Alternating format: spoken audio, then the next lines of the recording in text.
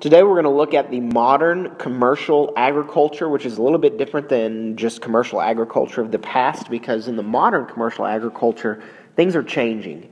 The way that we farm is changing so that we can get more out of the ground. First subsection is diffusion of industrial agriculture.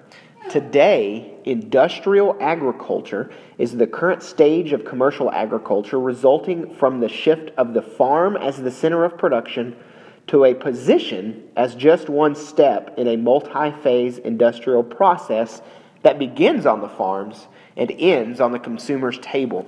In other words, what industrial agriculture is referring to is it's not specifically focusing on just the farm. The farm is just a part of this process, of this industrial process, which winds up going through a factory-type system before it actually gets to our table.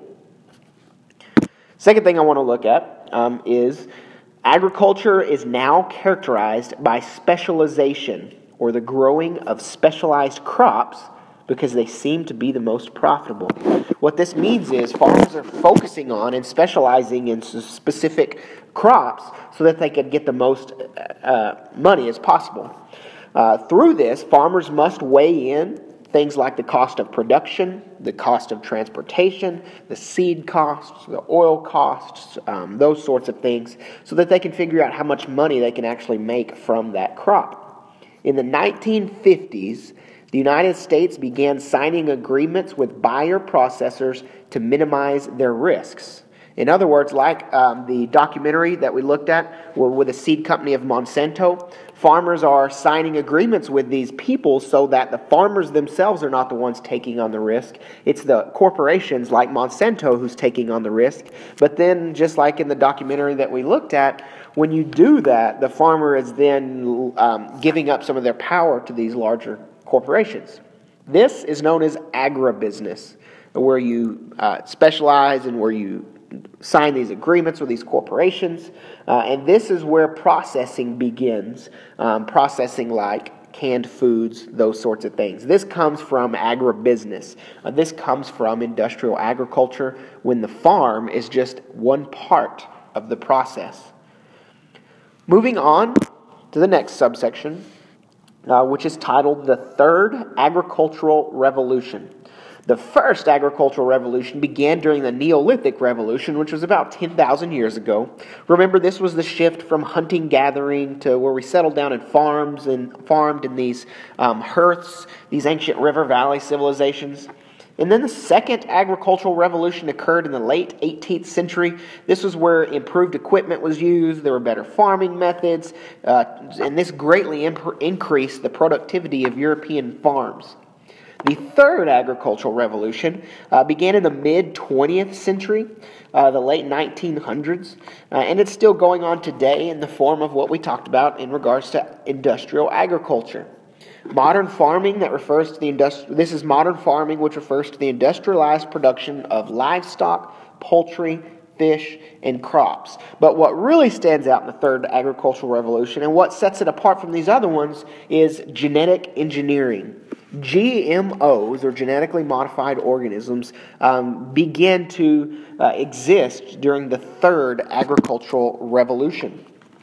Biotechnology is used to genetically alter the crops in agriculture and to manipulate the DNA in livestock so that you can increase production.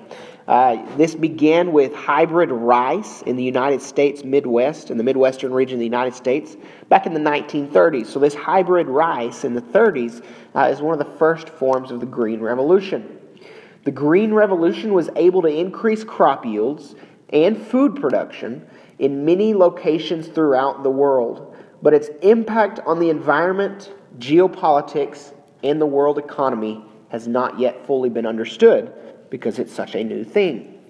By the 1970s, the collection of new agricultural techniques came together in this Green Revolution, and this involved two important practices. Number one, the higher yield seeds, and number two, an expanded use of fertilizers. The Green Revolution has resulted in agricultural production outpacing population growth by the late 20th centuries. The Green Revolution is something that Thomas Malthus did not take into effect. Remember, Malthus was the guy that said that we were going to run out of food unless something drastic happened. But because of the Green Revolution, this has kind of put that part of Malthus's theory on the back burner, or has disproved it, because even though we have the same amount of land that we're using, which is this green line here, right above 500, our production and our yield are both increasing as time goes on. You can see at 2000 we're at this point, and then as time goes on we're even increasing further after we figured out new processes. I don't want you to get this confused. The Green Revolution is part of the Third Agricultural Revolution, so you can associate those two with each other. Before we move on to the impact of the Green Revolution, I want to discuss some praises and criticisms of the Green Revolution with you. And I'm going to read these to you. You've got the list here on your screen. But I'm going to go ahead and read you these. Some of the praises of the Green Revolution. Number one, the agricultural production now outpaces population growth, almost certainly avoiding disastrous famines that have plagued the past. Number two, nitrogen-based fertilizers, now widely used, have greatly increased farm productivity in many countries of the world. Number three, scientists continue to invent new food sources, including cultivating the oceans, developing higher protein cereals, and improving the palatability of rarely consumed foods. Number four, higher productivity is primarily responsible for reducing dependency on imports in Asia, including China and India. In both areas, populations are balanced fairly well with food resources. New irrigation processes have greatly increased crop yields. And lastly, agribusiness has increased the productivity of cash crops, yielding profits for farmers and raising large amounts of basic crops to feed the world. Now, there are criticisms to this. First, poor countries cannot always afford the machinery, seeds, and fertilizers necessary to raise the new crops, leading to problems in getting the new foods to their citizens. Number two, the farmers in poor countries cannot afford the fertilizers, increasing inequalities between rich and poor countries. Fertilizers also lead to groundwater pollution and the reduction of organic matter in the soil. Number three, many fishing areas are already overfished, and populations of many breeds of fish are dwindling. Cultural preferences shape food consumption, and production of rarely eaten foods will not change eating habits. Number four, many people in sub-Saharan Africa are not getting enough to eat. With millions of people facing famine, Green Revolution techniques have made too few inroads, and population is increasing faster than food production. Number five, irrigation has led to serious groundwater depletion, negatively impacting water supplies for urban populations. And lastly, agribusiness often means that land is devoted to raising one type of crop rather than the variety needed for a balanced diet, especially in poor countries. Now moving on to C, the impact of the Green Revolution. The Green Revolution has failed to provide famine relief for sub-Saharan Africa, and part of the problem is the lack of resources in the sub-Saharan African region to buy these new fertilizers and these new machines.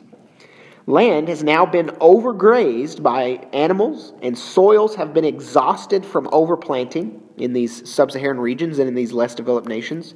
This has led to an alarming rate of what's known as desertification. Desertification is when the desert grows. Parts of what used to not be desert are now becoming so dry because of overgrazing that it is becoming desert. And this is what's happening with the Sahara Desert. The Sahara Desert is already the world's largest desert, but it's growing at an alarming rate. And the region that is shifting is what's known as the Sahel. And you can see this in this region right here. The Sahel is now shifting further south because the desert is now growing to these regions that used to be controlled by the Sahel. Because these nomadic herders and these farmers are overgrazing and overplanting, the soil is being depleted, things can't grow, and it's becoming more dry and desert-like conditions because of it. Also, what happens because of the Green Revolution is what's known as soil salinization. Soil salinization is when you irrigate dry land too much and it leaves salty deposits.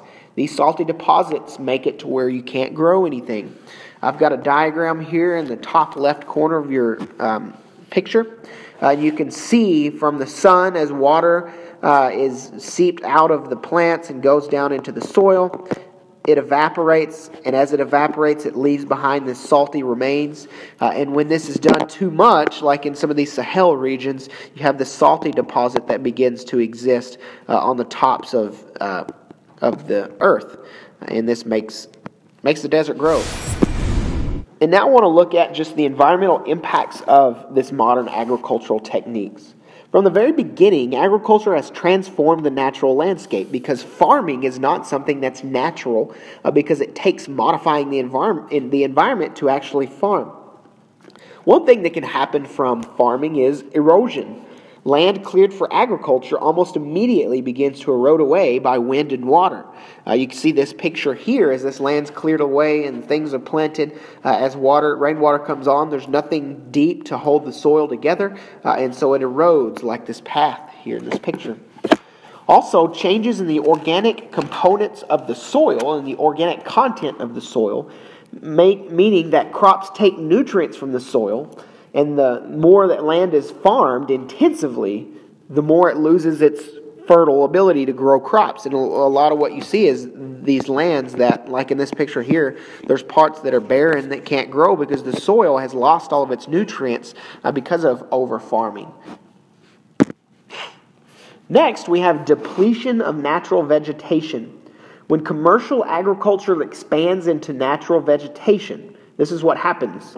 When livestock herding moves into arid or semi-arid areas, the natural vegetation count can't be sustained, meaning this vegetation that's there naturally is either ate by animals or can't grow there because of the soil.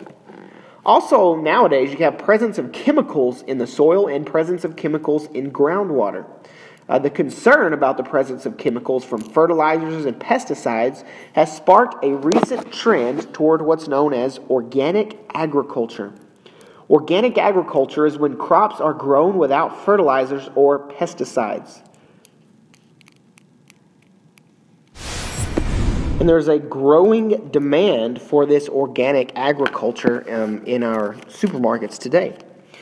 Now moving on to sustainable agriculture. In recent years, sustainable agriculture has also gained ground. Sustainable agriculture is the attempt to integrate plant and animal production practices that will protect the ecosystem over the long term. Human needs can be met without sacrificing environmental quality. And a good example of this is the bottom right picture here you see with this triangle. In a sustainable agriculture, you're not just focusing on changing things now so that it'll be there in the future. You're focusing on three different things. You're focusing on people, you're focusing on the environment, and at the same time, you're still looking at the economy and profit. In other words, you're not totally ditching the idea that we're in it to make money, and you're not totally ditching the idea that we're in it to make food for people, and it's not totally ditching the idea that we're trying to protect the environment. Sustainable agriculture is worrying about all three things, all three aspects. You are trying to limit the amount of land that's being wasted so that you can produce more food and then so that you can protect the environment, but you're also still trying to not harm the economy while doing so. Areas that are changing because of sustainable agriculture. It's coming up with new ways to irrigate that will not waste as much water.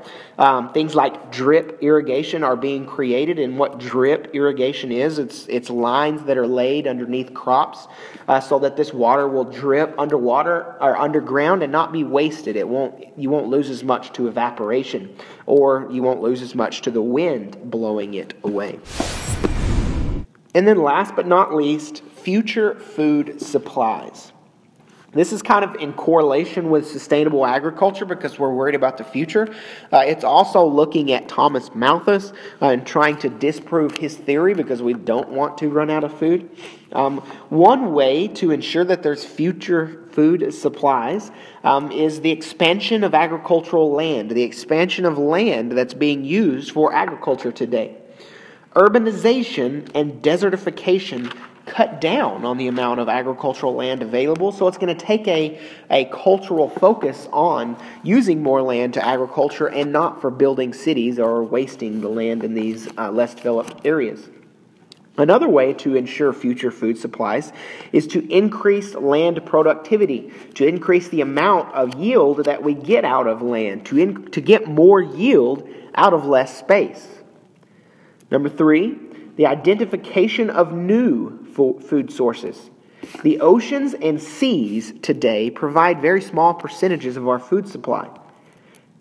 Growing hamburgers using things like tofu, sprouts, and other things are ways to meet food needs, is finding these new food sources, even though it doesn't sound very appealing to eat a tofu hamburger. But if that's the way to keep from starving, then I'm sure we will.